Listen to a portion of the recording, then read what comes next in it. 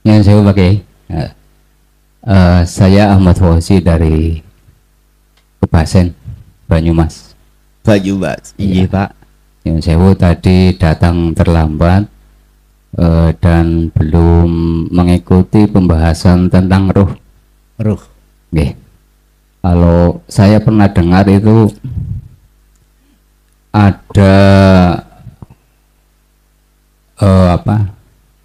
istilah kholik, ada makhluk, dan juga ada amrillah. Amrillah. Yang saya tanyakan terkait dengan ayat yas'alunaka 'anir ruh qulir ruh min amrillah. Min amri rabbi. Oh nggih, qulir ruh min amri rabbi.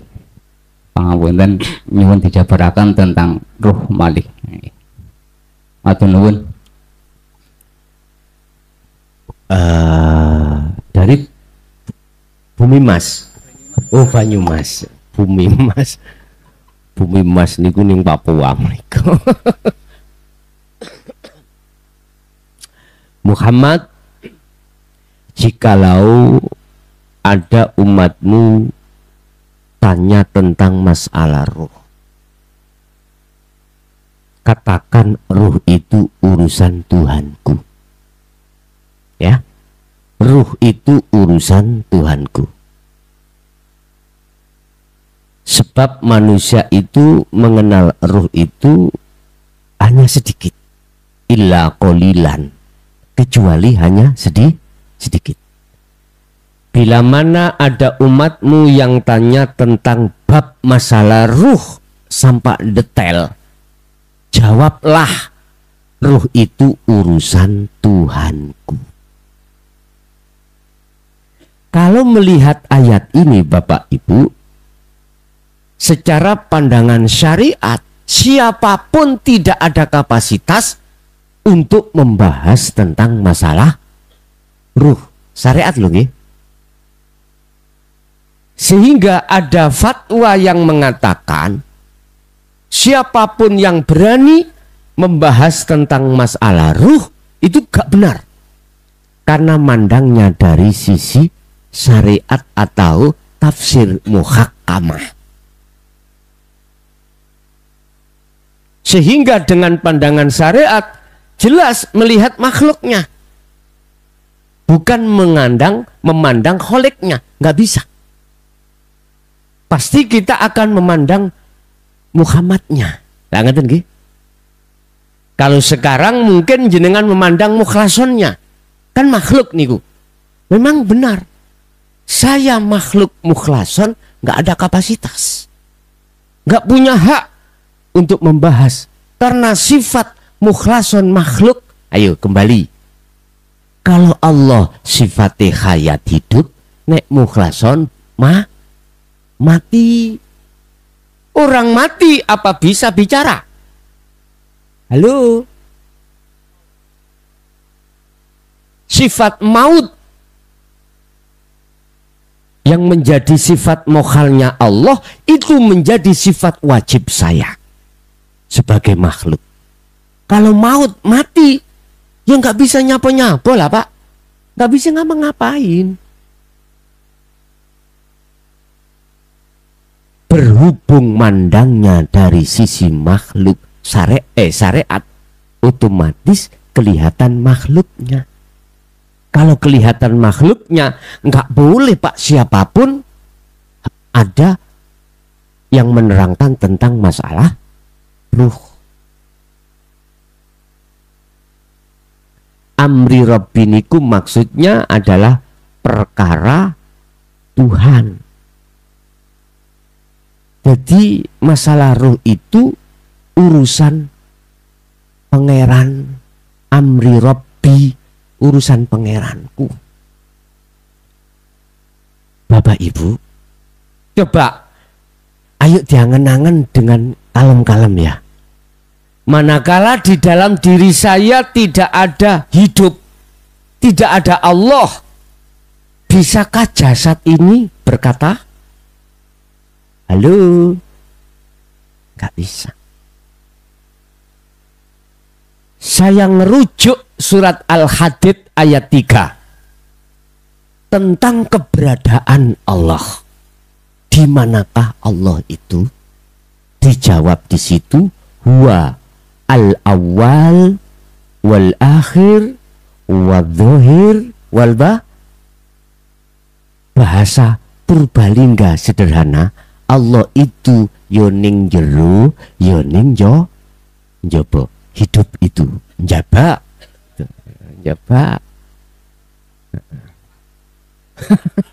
Allah ning jero lan ning njaba gitu ya.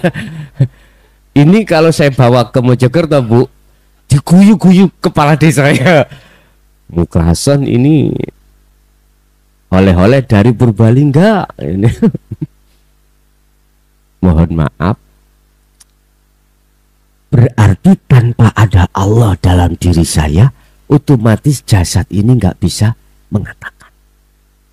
Kalau dilihat dari sisi kacamata hukum hakikat, walaupun keluarnya dari beliau Kanjeng Nabi, keluarnya dari siapapun si A sampai si Z, pasti kacamata hakikat itu melihat hidupnya. Berarti yang dawuh siapa? Allah. Kalau sudah hatimu iman yang menerangkan itu adalah Allah, maka tidak ada gap tabrakan dengan ayat ini. Itu tadi surat apa Pak? Menawi jenengan apal? Boten nggih. Sing jelas ayat itu gini Pak Bu, intinya, Muhammad, jikalau ada umatmu yang tanya tentang ruh, katakan itu urusan Tuhanku. Berarti yang jawab adalah Allah. Al-Anfal. Di situ Al-Anfal. Diling-iling Al-Anfal mbuh ayat berapa nanti dicari. Nah, berarti tinggal kita memandang dari kacamata mana. Kalau kita memandang dari kacamata hakikat, hakikat itu kacamata khusus untuk memandang Allah, basiroh ini, maka tidak salah. Gak salah. Sebab yang berkata Allah. Sama dengan Al-Khalat tadi loh Pak. Yang berkata itu Allah. Cuman pada waktu itu yang memandang kaum Am itu memandang makhluknya pakai kacamata syariat. Akhirnya itu tadi menuduh bahwasanya Al-Khalat mengikrarkan diri sebagai itu Tuhan. Di situ. Jadi itu Pak nggih, bukan ruh amr, bukan. Maksudnya adalah itu urusan amr, urusan Tuhanku. Berarti apa? Khalik. Kalau kita memandang dari kacamata hakikat, berarti melihat khaliknya, bukan makhluknya. Kalau khaliknya berarti salah enggak kalau Allah yang berkata? Tidak salah. Begitu nggih? Jadi makhluk itu adalah asma Muhammad tadi. Kalau sekarang mukhlason ini, khalik adalah hidup yang menguasai diri Muhammad atau diri kita. Inilah yang dimaksud daripada surat Al-Baqarah ayat 115. Semua makhluk mulai jagat timur sampai barat yang menggerakkan itu adalah Allah. Di sini ada tradisi wayang kulit, Bu. Ada nggih? Saya mudah menggambarkan itu lewat wayang. Wayang itu apa bisa gerak sendiri, Pak? Apa bisa bicara sendiri? Yang bicara bergerak yang siapa? Lah, dalam itu Allah minongko perumpamaan. Berarti wayang bisa bergerak karena digerakkan dalangnya.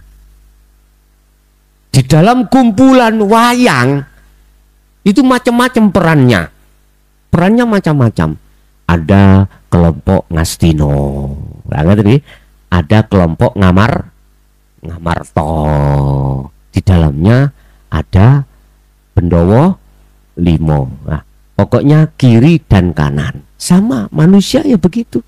Di dalam Al-Quran disebutkan pasal 1 dan 2 surat apa tadi? Al-Baqarah 257. Ada seseorang, Allahu waliyul ladina amanu yukhrijuhum minadz-zulumati ilan nur. Ada golongan manusia itu ruhnya condong pada Allah, menjadikan Allah sebagai imamnya. Ada golongan manusia itu ruhaniahnya condong kepada selain Allah.